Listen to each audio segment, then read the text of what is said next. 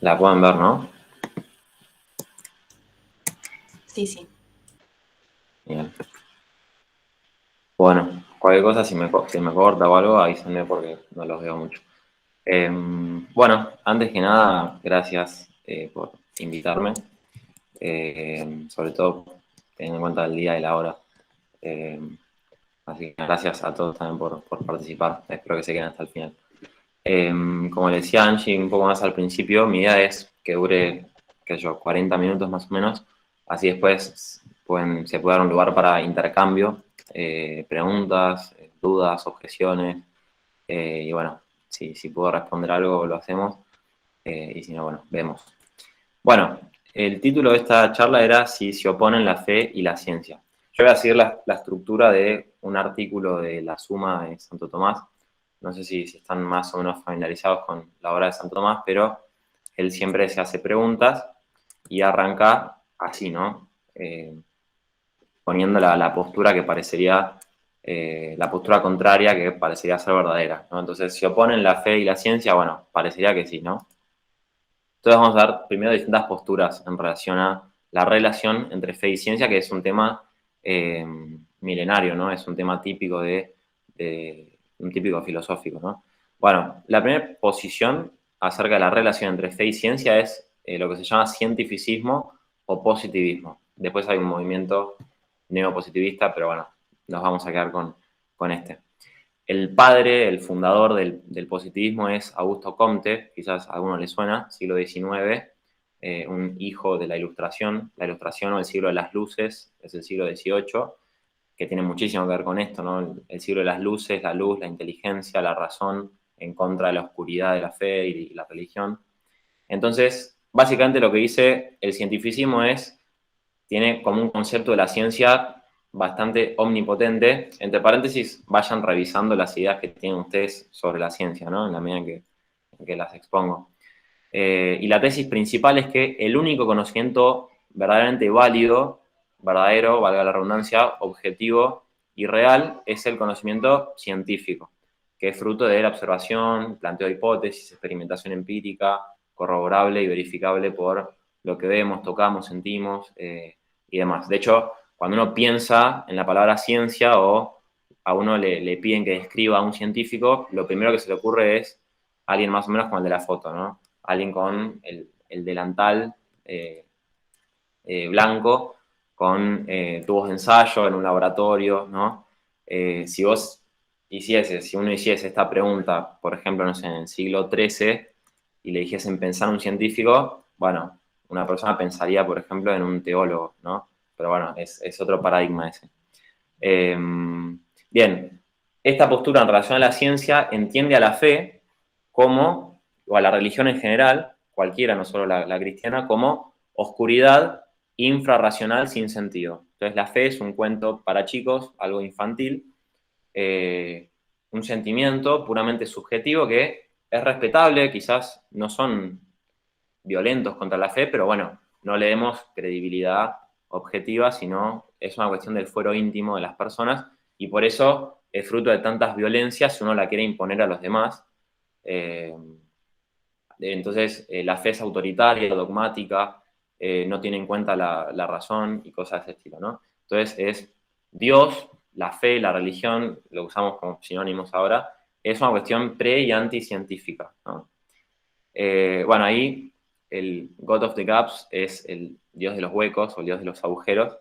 ¿Qué es esto de que Dios siempre fue necesario para el hombre solamente en esos huecos en los que la ciencia todavía no podía explicar ciertos fenómenos, ¿no? En la medida en que se fueron resolviendo esos fenómenos, la fe quedó cada vez más desplazada. En la medida en que aumenta el conocimiento científico, la fe y la religión va teniendo cada vez menos lugar.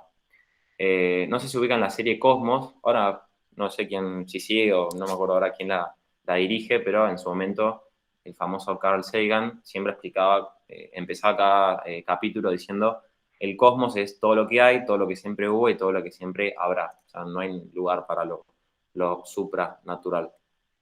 Laplace, que es un astrónomo matemático francés, una vez que estaba estudiando cierta cuestión científica, Napoleón le pregunta, bueno, ¿y dónde está Dios en tu argumentación? Y él dice la famosa frase, no sé si la conocen, no necesito esa hipótesis, ¿no? Dios es una hipótesis, o la fe es una hipótesis, o la religión plantea hipótesis precientíficas o anticientíficas que son cada vez más superadas en la medida en que la ciencia progresa. Y la ciencia justamente lleva a un progreso, ¿no? De ahí ese punto que dice los tres estadios. Comte, en una de sus obras, plantea que la humanidad pasa como por tres estados. Una etapa religiosa infantil, donde se explica todo apelando a Dios. Entonces, por ejemplo, no sé, aparece un rayo y entonces uno piensa, no sé, en Zeus que manda el rayo. Entonces, por miedo, por ignorancia, ante lo desconocido, uno se le despierta ese sentimiento religioso y proyecta su ignorancia en un ser omnipotente, ¿no? Después se pasa a un estado un poco más perfecto, que es el filosófico, que sea como un adolescente, digamos, en el que se empiezan a explicar los fenómenos a partir de categorías filosóficas, metafísicas, como sustancia, accidente, causalidad, ¿no?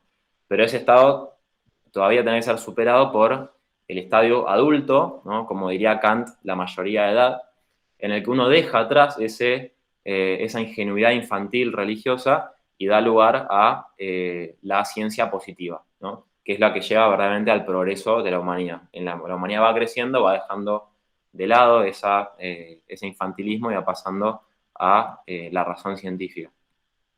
De ahí que, bueno, doxa y episteme son dos palabras griegas. Doxa significa opinión, por lo menos en este contexto, y episteme significa ciencia. De ahí viene epistemología, ¿no? No sé si escucharon esa palabra.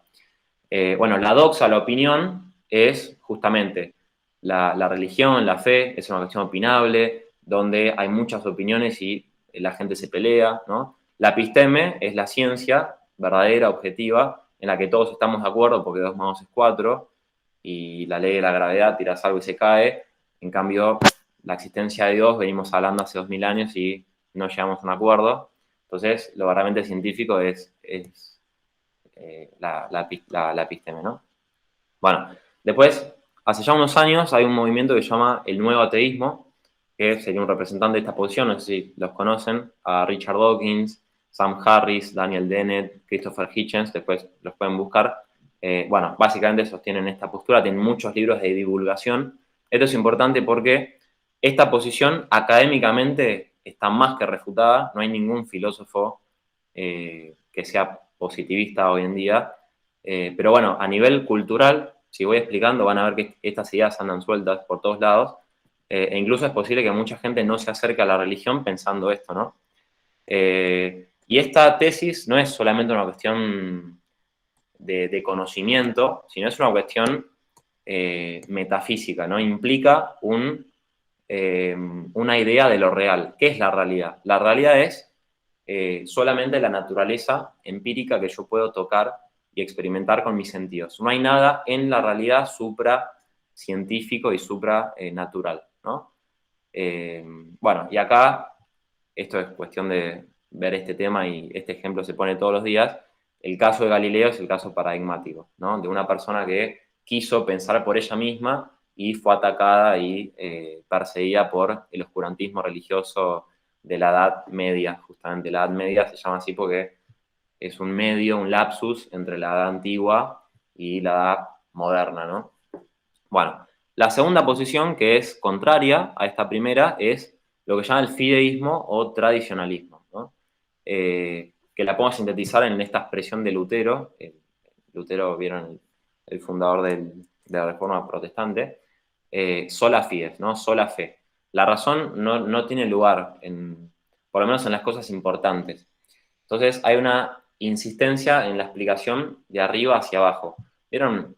Por lo menos a mí me pasa con unas personas que conozco que son aparentemente muy religiosas y te pasa algo o le contás algo y de entrada lo relacionan con una cuestión religiosa. Esto sobre todo pasa vinculando algún hecho de experiencia con la providencia, ¿no? Te pasó algo e inmediatamente lo conectan a un decreto divino, ¿no? Si te pasó esto es porque Dios quiere tal cosa, si te pasó tal otra cosa, bueno, es porque Dios lo permite. Entonces, hay una insistencia en la unilateralidad de la fe en contraposición a la razón, que es, bueno, una potencia débil que nosotros tenemos y que mucho nos ayuda, ¿no? Acá entrarían los famosos fundamentalismos bíblicos, sobre todo en relación al Génesis, ¿no? Entender al Génesis como 6 días exactos y cosas de ese estilo, bueno, son típicas posiciones fideístas que chocan todo el tiempo con, por ejemplo, explicaciones cosmológicas acerca del origen del universo. Bueno, pero eso vamos a hablar un poco al final. Bueno, ahí puse algunos representantes antiguos de la Edad Media y de la Edad Moderna Contemporánea. Tasiano, Tertuliano, que dice creo porque es absurdo. Los antidialécticos del siglo XI, XII, San Pedro Damián. Algazel. Algazel tiene un libro que se llama Sobre la incoherencia de los filósofos, ¿no? Entonces la razón es incoherente, la única solución viene por la fe. Bueno, Ockham, Pascal, Kierkegaard, bueno, y lo último lo voy a saltear. Bueno, estas eran las posiciones principales. Después hay otras, como por ejemplo, de que la fe y la razón no son conflictivas, como decían estas dos posiciones, pero son dos campos totalmente autónomos, ¿no? El tema de la doble verdad. Eso dice Averroes, que es ese con barbita, es un filósofo árabe, musulmán, de la Edad Media, que decía, yo puedo sostener algo mediante la fe y puedo sostener algo mediante la razón. Si chocan, o mediante la ciencia. Si chocan, bueno, no importa porque son campos distintos, ¿no? Entonces puede haber una verdad contradictoria con otra, pero porque son campos distintos. Hegel, que es el que está ahí con patillas, que es el máximo representante del idealismo alemán, quizá le suena el nombre, por ejemplo, las identifica. No solo no son conflictivas, sino que son la misma. La ciencia es la religión y la religión es la ciencia. Bien, pero en contra de estas posiciones, como hace Santo Tomás en sus artículos, pone algunos argumentos de autoridad en contra de las posiciones iniciales. Yo en esta parte quise poner algunos ejemplos nomás de científicos católicos o de católicos científicos, ¿no? Para mostrar con algunas cuestiones más históricas y de autoridad que estas posturas, bueno, habría que revisarlas, no habría que revisarlas. Por ejemplo, voy a nombrar 2 o 3 nomás para después los pueden ver ustedes. Por ejemplo, Georges Lemaitre, que es el que está con Einstein seguro lo ubican, es más conocido, es el formulador de la famosa teoría del Big Bang, ¿no? Y era un sacerdote belga. Bueno, después en el Vaticano hay un observatorio que es el observatorio más antiguo de la historia, ¿no? Del mundo. Entonces, si a la religión no le interesase la ciencia, esto no tendría mucho sentido. Bueno, y demás. Respondo entonces cuál sería otra alternativa de estas posturas que, como ven, están muy presentes a nivel popular, pero no son las posturas más clásicas ni más tradicionales, sino que hay una postura más olvidada hoy en día, pero mucho más profunda y la que sostuvieron los grandes autores de la tradición occidental y católica, ¿no? Bueno, acá me baso sobre todo en Santo Tomás de Aquino, pero hay muchísimos, de hecho voy a citar algunos.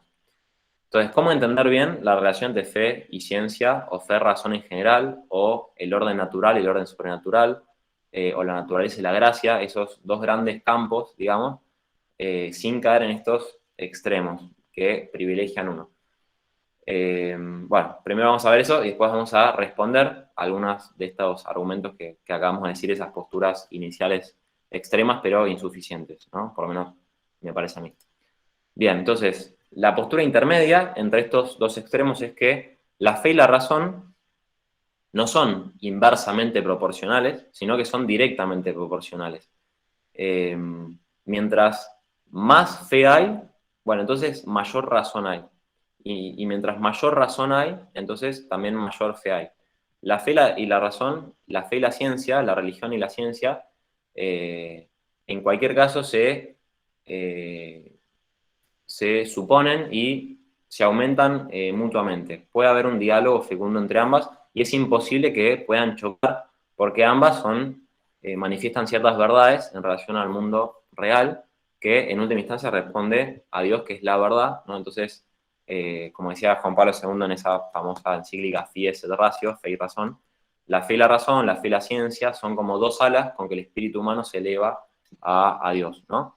Bueno, ahí pongo una frase de Chesterton simpática, que es que dice, cuando entras a una iglesia se te pide que te saques el sombrero y no la cabeza, ¿no? Entonces, la fe no es una cuestión infrarracional, anticientífica, que pide que vos hagas una especie de suicidio intelectual, sino que la fe es suprarracional, no está por debajo de la razón. No es una cuestión supersticiosa, divinatoria, oscurantista, sino que es una iluminación tan luminosa que de ahí le viene como su oscuridad, ¿no? Una cosa puede ser oscura porque le falta luz, o puede ser oscura porque tiene mucha luz que nuestra inteligencia, que es potente, sin embargo no tiene potencia suficiente como para captar la totalidad de las cosas reales, y hay ciertas cosas en las cuales nosotros tenemos que, bueno, dejar que nuestra razón vaya más allá de su potencial y alcance ciertas verdades y ciertas realidades que la superan, ¿no? Bueno, eso es la fe, ¿no? Bueno, esta posición se sintetiza en dos frases, una de San Anselmo y otra de San Agustín, dos representantes, dos grandes representantes de esta posición, que es, la primera, la traduzco, ¿no? Es la fe que busca entender y la inteligencia que busca a la fe. Y San Agustín dice, creo para entender y entiendo para creer, ¿no? Entonces, la fe supone a la razón y supone a la razón también científica, ¿no? Por varios motivos. Primero, porque solo puede tener fe el que tiene inteligencia. Si todo fuese fe, bueno, nada sería fe. La fe solo es posible si hay alguien con inteligencia y con buena inteligencia. Una persona eh, creyente de verdad es una persona que no tiene una fe agarrada con pinzas porque nunca profundizó en lo que cree y lo cree medio por, bueno, porque se lo dijeron sus padres o cuestiones de ese estilo, sino que la fe madura supone siempre, por lo menos, a un intento de profundización de lo que uno cree, ¿no? Y eso se puede, ¿no? Se puede. Entonces, los animales no tienen fe porque no tienen inteligencia, entonces solo tiene inteligencia, solo tiene fe el que tiene inteligencia, ¿no? La inteligencia se supone como facultad para poder creer. Por otra parte, la fe supone la razón en cuanto que yo tengo que tener una mínima comprensión del mensaje. No es que alguien me propone que Dios es uno y trino y yo no entiendo nada. Algo tengo que entender, ¿no? Aunque no termine de agotar el misterio de lo que creo, ¿no? Por otra parte, eso que dice preámbula fidei, ¿no? Los preámbulos de la fe, es que hay ciertas verdades que nosotros creemos por fe, pero que pueden ser demostradas filosóficamente y no solamente ser creídas, sino que ser sabidas, ¿no? Por ejemplo, la existencia de Dios. La existencia de Dios es algo que mucha gente tiene por fe, pero la razón puede, con sus solas fuerzas, llegar, ¿no? En esa compatibilidad con la fe, a una verdad que también la fe coincide, ¿no? Entonces uno puede probar, por ejemplo, las famosas 5 vidas de Santo Tomás o el argumento ontológico de San Anselmo o distintos argumentos que se dieron en la historia de la filosofía, donde racionalmente, sin meter ninguna cuestión de la escritura o de teología o lo que sea, con la sola fuerza de nuestra capacidad natural de entender, podemos llegar racionalmente a probar de que existe una primera causa incausada de toda la realidad, ¿no? Después, la fe supone la razón históricamente. Históricamente, las grandes filosofías griegas, sobre todo esa tríada conocida de Sócrates, Platón, Aristóteles, se acercó muchísimo a muchas verdades que nosotros después asimilamos en la tradición judeocristiana, ¿no? Por ejemplo, el tema de la existencia de Dios, ya Aristóteles habla de un primer motor inmóvil, o los presocráticos Anaxágoras habla de una inteligencia que ordena el cosmos, o bueno, un montón de puntos.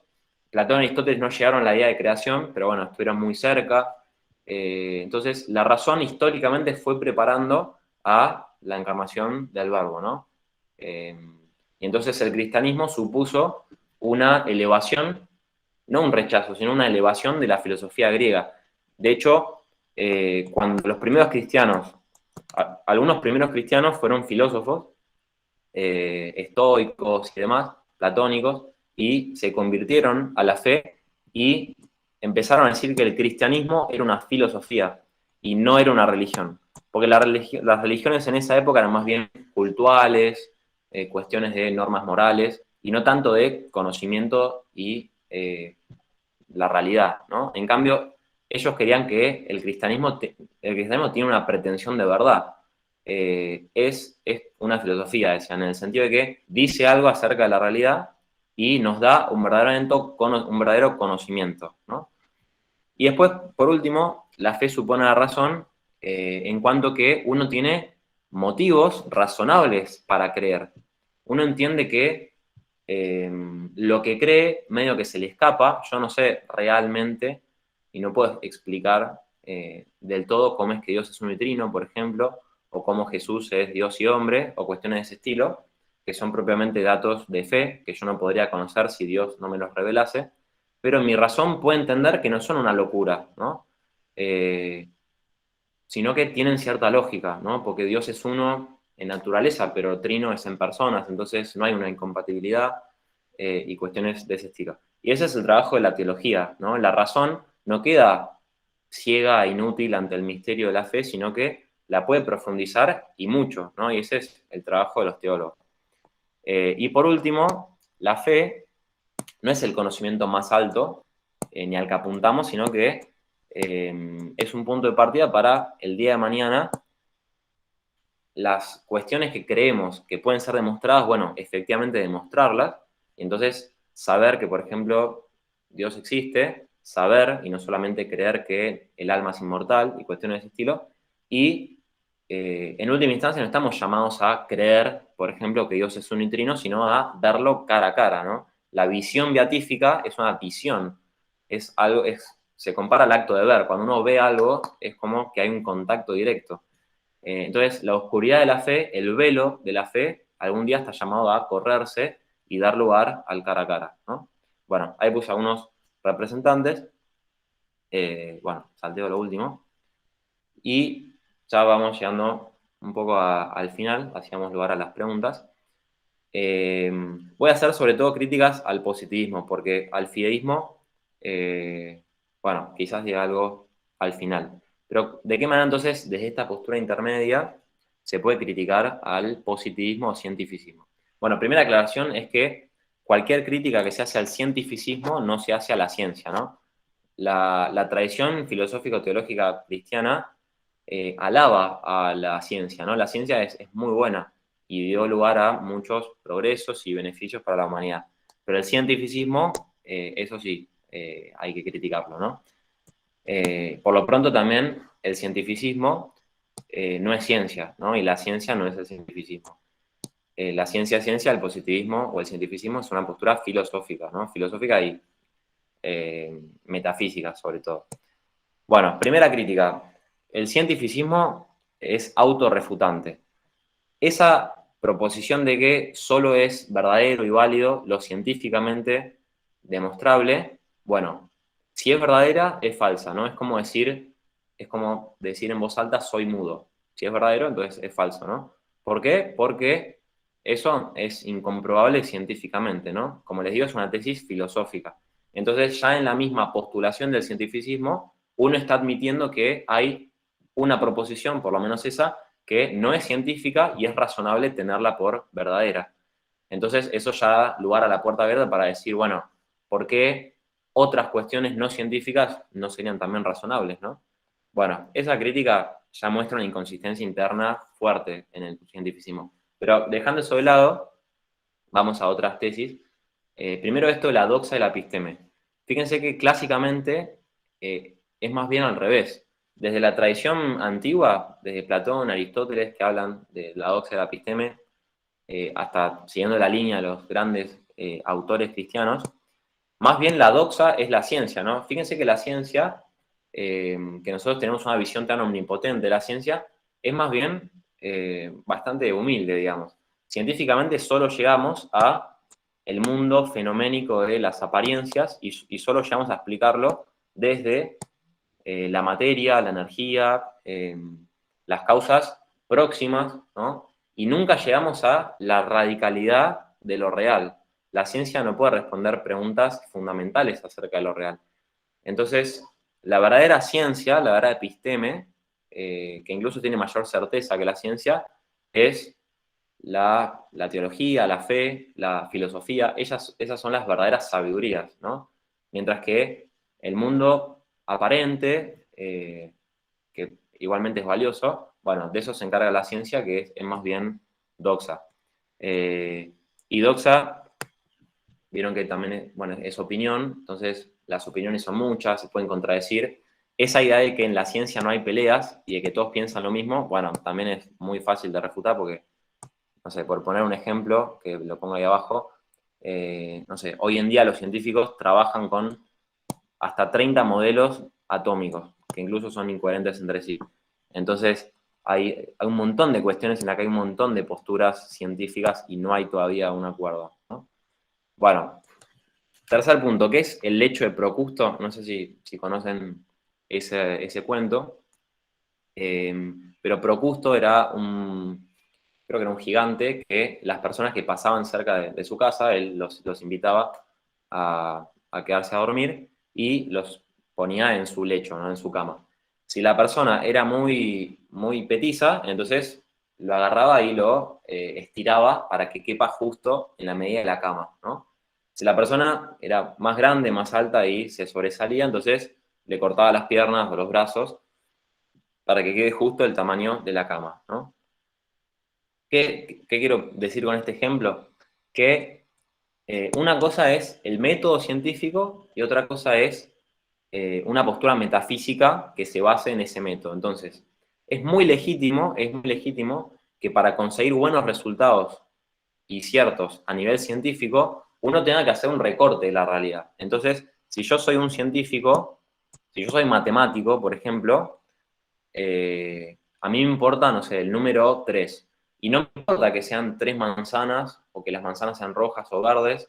Entonces, hay un montón de datos de la realidad que yo no tengo en cuenta, sino que hago una selección de elementos y solo tengo en cuenta esos elementos, porque solo tener en cuenta esos elementos es muy práctico y muy beneficioso para el progreso de la ciencia y la técnica, ¿no? Entonces, por eso las ciencias hoy en día son muy matematizadas, porque la matemática es abstracta, abstraer es justamente separar, ¿no? Abstraer, traer desde, ¿no? Entonces, la ciencia metodológicamente decide, por una decisión libre, agarrar ciertos elementos de la realidad, básicamente la cantidad y la posición, y dejar otros, como por ejemplo, no sé, el color, cuestiones de ese estilo, ¿no? Ahora, eso es una cuestión de método muy legítima. El problema está cuando yo por eso digo que en la realidad solo existen los fenómenos que yo considero, ¿no? Entonces, que la realidad es solamente cantidad. Entonces, es muy común explicar las cosas de abajo hacia arriba, ¿no? Por ejemplo, ¿qué es el amor? Bueno, el amor es solamente una neurona que hace sinapsis y ciertas lucecitas en el cerebro y cosas de ese estilo, ¿no? Es muy común, vieron, hacer ese tipo de explicaciones de fenómenos superiores, ¿no? Ahora, ¿es legítimo que un neurocientífico considere la sinapsis de las neuronas y qué sé yo, y no considere otras cuestiones como, no sé, cuestiones más espirituales y cosas de estilo? Y yo creo que sí. El problema está cuando solamente dice que es real eso que metodológicamente considera, ¿no? Pongo un ejemplo más para que se termine de entender. Es como si yo tuviese una red para pescar camarones y la tirase al mar y la sacase la red y dijese que no existe el atún, por ejemplo, ¿no? Entonces, bueno, cualquiera me diría que soy un tonto porque la red que yo tengo es muy buena para captar camarones, pero es muy mala para captar otras cosas que se escapan de esos huecos, ¿no? Entonces, no puedo decir que simplemente no existen. Bueno, bueno, voy a saltear el cuarto punto. El quinto es el que ya dije. Eh, bueno, el sexto también lo voy a saltear. Cualquier cosa en las preguntas, si me quieren preguntar de los puntos que salteo, lo vemos, pero por una cuestión de tiempo los dejo ahí. El punto que dice la ciencia moderna surgió es que en contra del mito, porque es un mito, de que la ciencia moderna surgió por una lucha milenaria contra el dogmatismo y el oscurantismo religioso y cuestiones de ese estilo, donde Galileo sería el caso paradigmático, Al contrario, la realidad de los hechos es que la ciencia moderna surgió cuando y en dónde nació, ahí está mal escrito, precisamente gracias a la fe y a un marco, a un contexto cultural religioso.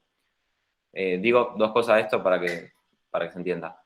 Eh, para empezar, no solo porque los primeros científicos modernos eran todos auténticos religiosos, devotos, e incluso clérigos, sino porque para que surja la ciencia moderna fueron necesarias dos suposiciones con valor teológico. La primera es que el mundo no es Dios, porque si el mundo fuera Dios, es motivo de reverencia, de culto, de alabanza, y no de manipulación y experimentación científica, ¿no?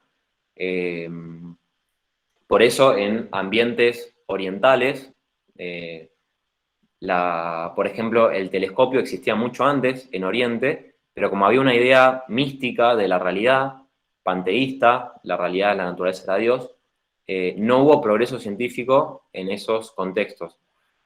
Bien, entonces esa es una proposición. Y la otra proposición es que el mundo es inteligible, ¿no? Y el mundo es inteligible porque fue pensado por un inteligente, ¿no? Entonces, Dios no es el mundo, pero Dios está en el mundo, de alguna manera, dándole inteligibilidad. Como dice el prólogo al Evangelio de San Juan, en el principio era el verbo, el logos, ¿no? El logos es en griego, ¿no? Y toda la realidad tiene logos. De ahí que, bueno, la biología supone que la vida tiene logos, la psicología supone que la psiquis tiene logos. Hay toda una presuposición a las ciencias de que la realidad se puede entender, ¿no? De hecho, Einstein tiene una frase que dice más o menos eso. Lo más impresionante de la realidad es que pueda ser entendida, dice. Palabras más, palabras menos. Eh, entonces, esas dos preposiciones nacen de la doctrina teológica y filosófica de la creación. Como el mundo es creado por Dios y fue pensado por Dios como una causa primera, entonces toda la realidad está imbuida de logos y la razón humana lo puede captar a través del método que mejor le convenga, ¿no? Bueno, pero el punto más importante, por eso lo puse así en mayúsculas, es esto de la causa primera y las causas segundas. Porque el positivismo suele pensar que Dios es como una causa en el mismo nivel que las causas físicas y las causas segundas, ¿no? De tal manera que si uno causa mucho, es como que se traga al otro, y si el otro causa mucho, bueno, se traga al primero, ¿no? Entonces, si Dios actúa en la realidad, entonces habría que desplazar las explicaciones científicas. Por ejemplo, lo vamos a ver después igual, pero Big Bang o creación. O Dios creó la realidad o la explicamos científicamente con la teoría del Big Bang. Entonces son Big Bang y creación divina, son dos causas que se chocan en el mismo plano, de tal manera que no pueden ir juntas. Entonces hay que tomar una decisión. Los fideístas dirán que no, es la creación, es la creación, es la creación, y los científicos te dirán, pero mira, la evidencia dice que es el Big Bang, ¿no? Santo Tomás, en esto es una tesis típicamente tomista, dice que no son dos causas en el mismo plano, sino que son dos causas subordinadas y jerárquicas, de tal manera que el efecto, por ejemplo, el origen del universo, depende tanto de una como de la otra, ¿no? No es creación o Big Bang, sino creación y Big Bang, por ejemplo, ¿no? Santo Tomás se opone tanto a el deísmo es esa doctrina filosófica que dice que Dios creó la realidad y dejó la realidad como un relojero, ¿no? Un relojero que arma un reloj, le pone play y deja el mundo. Entonces, parecería que la realidad como que funciona por ella misma y le damos fuerza a las causas segundas y Dios no interviene. Y Santo Tomás también se opuso al ocasionalismo. El ocasionalismo es una postura filosófica que dice que las distintas causas de la realidad son una mera ocasión para que Dios, que es el único que realmente actúa, bueno, cause, ¿no? Que sería una postura más como fideísta. El deísmo sería más racionalista, ¿no?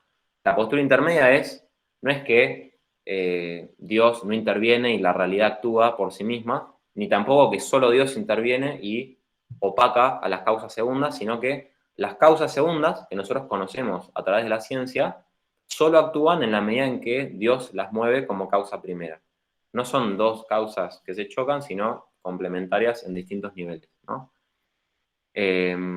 Acá, bueno, un punto a favor del cientificismo es que si la fe es eso, o sea, si la fe es superstición adivinatoria, infrarracional, precientífica, bueno, yo no tengo fe, entonces, yo no creo. Porque si eso es la fe, bueno, yo estaría de acuerdo con el cientificismo, ¿no? Y por último, eh, también se refuta el cientificismo con verdades que uno acepta razonablemente y que no son explicables científicamente, ¿no? Por ejemplo, verdades estéticas. Entonces, probame científicamente que la Odisea de Homero es literariamente una obra bella, ¿no? Cuestiones lógicas, cuestiones metafísicas como que existe la realidad, como que hay otras mentes distintas a la mía, y cuestiones de ese estilo, son presupuestos de la ciencia. Cuestiones éticas, vos no me podés probar científicamente que los nazis fueron malos. Científicamente vos me podés explicar cómo hacer un aborto y que sea exitoso a nivel científico, pero no me puedes decir si abortar está bien o mal, ¿no? Entonces, la realidad es más que lo científicamente cognoscible, ¿no? Bueno, acá voy a poner un ejemplo concreto, pero lo voy a dejar de última, si quieren que lo desarrolle después, lo vemos. Y para terminar, bueno, también para generar un poco el interés, pongan unas preguntas que dan lugar a el intercambio, difícil muchas veces, pero posible, porque no se oponen, y fecundo entre la fe, la filosofía, la teología y la ciencia, ¿no? Por ejemplo, ¿fue creado el universo? ¿Tiene el cosmos un propósito? ¿Estamos solos en el universo? ¿Puede explicarse la vida desde la química? ¿Es compatible la fe cristiana con la evolución? ¿Es el hombre un ser especial? ¿Es suficiente la ciencia para explicar la inteligencia humana? ¿Los descubrimientos neurocientíficos apoyan o desafían el libre albedrío? ¿Podrían las máquinas volverse humanas? ¿Podría el hombre volverse una máquina? ¿Hay vida después de la muerte? ¿Es razonable creer en los milagros? ¿Contribuyen las creencias a un comportamiento virtuoso? ¿Conduce la ciencia al descubrimiento de un Dios personal? Bueno, todas esas preguntas quedan abiertas y ahí es donde está la riqueza del diálogo fe-ciencia, ¿no? Pero bueno, básicamente era mostrar las posturas extremas, ¿no? En relación a la fe y la ciencia y cuál es esa postura olvidada hoy en día, pero que tanta necesidad tenemos de recordarle a la gente, sobre todo la que no se acerca a la religión por pensar que es algo, bueno, infantil, infrarracional, y ser una persona no, que tiene la ciencia, que es garantía y cosas de ese estilo, ¿no? Bueno, creo que de tiempo fue lo que dije, así que nada, no sé si alguno tiene una pregunta, pedido aclaración, dudas, objeción.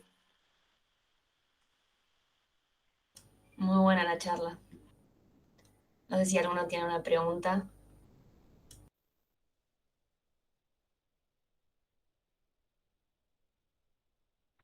Yo podría hacer una pregunta. En realidad es más una pregunta de tu opinión relacionada a la creación y la evolución. Porque viste que en su momento se creía que todo pasaba alrededor de la Tierra, como que de cierta forma estábamos privilegiadas las personas para que se den todas las condiciones de que nosotros podamos vivir. Y bueno, con distintos descubrimientos se fue descubriendo que nosotros giramos alrededor del Sol y otras cosas que no éramos los únicos privilegiados, por decirlo de cierta forma.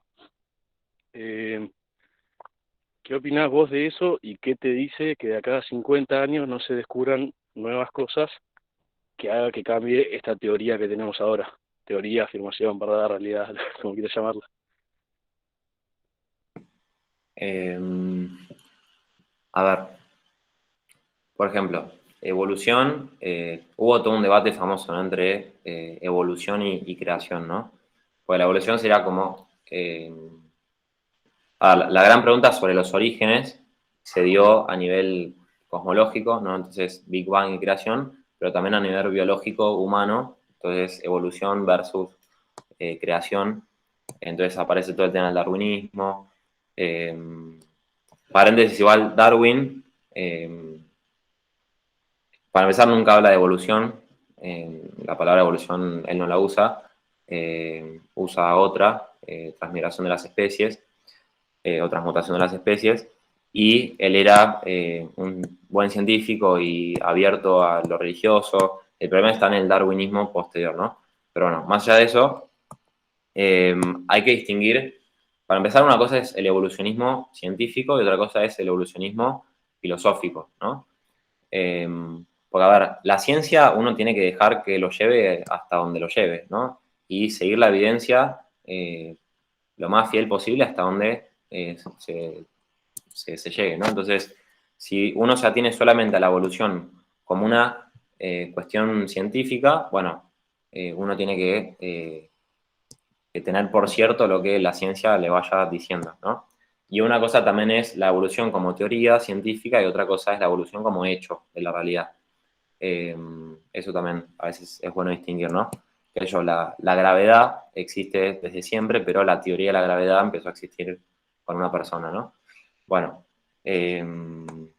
después, otra cosa es el evolucionismo filosófico que dice que ya es una postura, bueno, más allá de lo científico, en la que toda la realidad se desarrolla, ¿no? De menor a mayor y cosas de ese estilo, y que el hombre viene el mono, por ejemplo, desde una perspectiva filosófica. Y bueno, ahí hay que distinguir justamente los planos, ¿no? No es que la filosofía o la teología dan una respuesta alternativa a eso, sino que dan una respuesta a eso desde otro plano, cosa que puede ser compatible. Entonces, podría ser que Dios, eso dice Juan Pablo II, por ejemplo, podría ser que Dios haya ido disponiendo, por ejemplo, al mono, para que haya tenido distintas evoluciones, distintos cambios, y que llegue a tal estado que sea una buena base para que Dios infunda el alma racional a esa materia bien dispuesta, ¿no? Pero filosóficamente lo que hay que decir es que lo más no puede salir de lo menos, ¿no? En todo caso puede pasar esto, que lo menos vaya evolucionando a más y llega un punto en el que sea necesaria una explicación que dé lugar a que el hombre tiene un alma espiritual, ¿no? Eso no puede salir de la materia.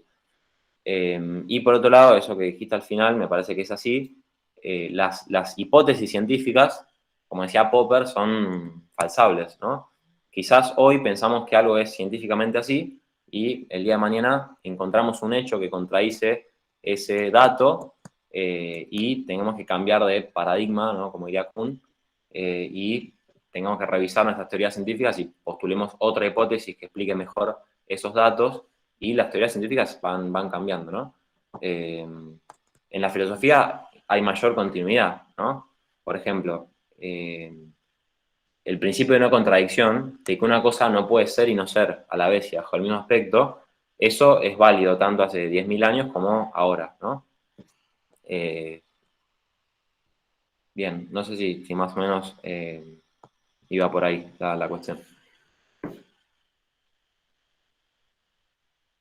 Sí, sí, sí, gracias.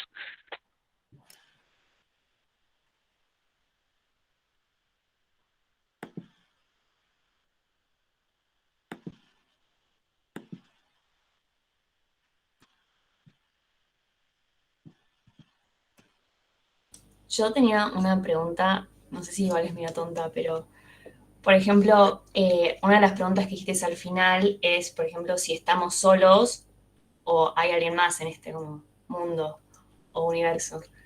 Y es como que a veces que uno puede decir, bueno, claro, por ejemplo, la ciencia dice, sí, no estamos solos, hay vida, pero bueno, uno nunca sabe si es vida racional o no. Pero, por ejemplo, también es como que escuché el argumento contrario, como que sí estamos solos, porque cómo habría más de, por ejemplo, una revelación si la revelación es una, y mismo cómo sería la salvación de todas esas personas o seres racionales.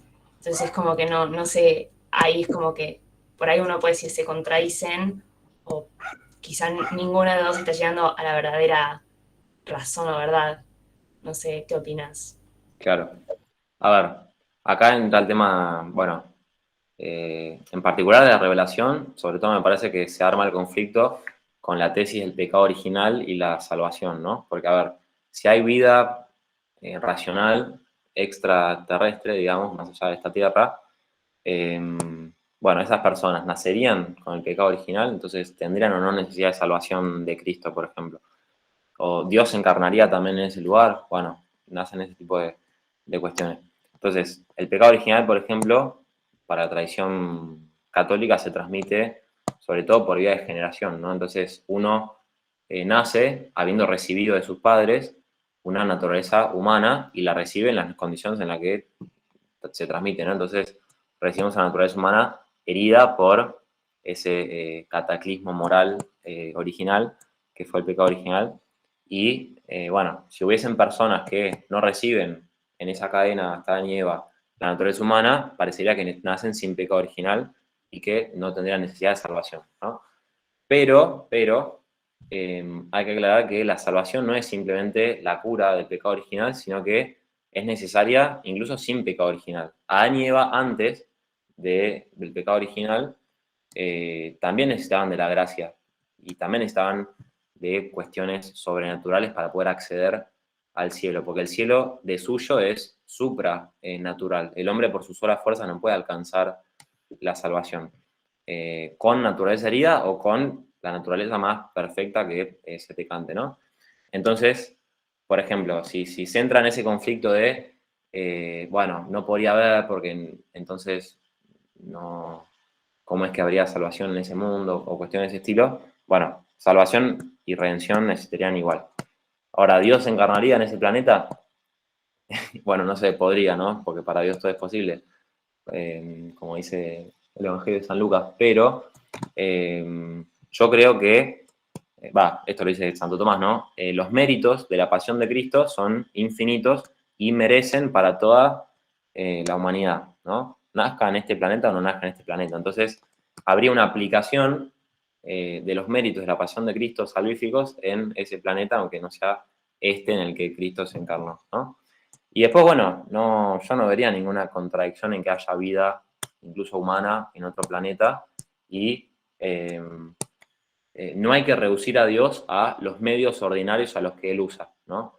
No sé, quizás no habría sacramentos en ese mundo o no habría revelación en ese mundo, pero Dios no se limita a la revelación que Él da de sí mismo, ni tampoco a los sacramentos que Él usa para transmitir ordinariamente la gracia. Como dice Santo Tomás, Dios puede obrar y dar la gracia incluso por fuera de los sacramentos como medios de una manera extraordinaria, ¿no? Y bueno, también se aplicaría a esas personas extraterrestres, pero bueno, entiendo que también es un tema más de teología ficción que otra cosa, ¿no? Se pueden empezar a decir muchas cosas, pero bueno, habría que esperar a que se descubra algo. Buenísimo, gracias.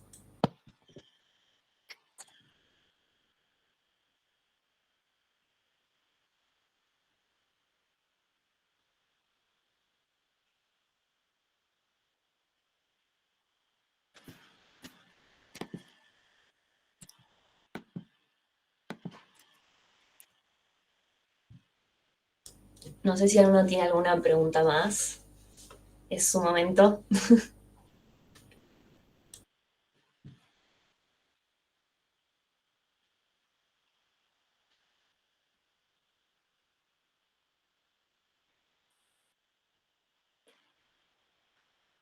Bueno, creo que no. Sí, parece que no. Así que nada, espero o no se entendió nada o se entendió todo. Así que cualquier cosa igual, bueno, Angie tiene mi número, se lo pasás a uno tiene algo después. Eh, Así que nada, bueno, gracias de vuelta por invitarme, espero que les haya servido y gustado. Estuvo muy buena, muchas gracias. Gracias, Juan. Genial. Bueno, será hasta la próxima entonces. Presencial, esperemos, ¿no? Dale, sí, la próxima la hacemos presencial para todos. Dale. Bueno, un lujo, Bueno. muchas gracias. Gracias Nada. por el tiempo, re linda charla. De nada, de nada.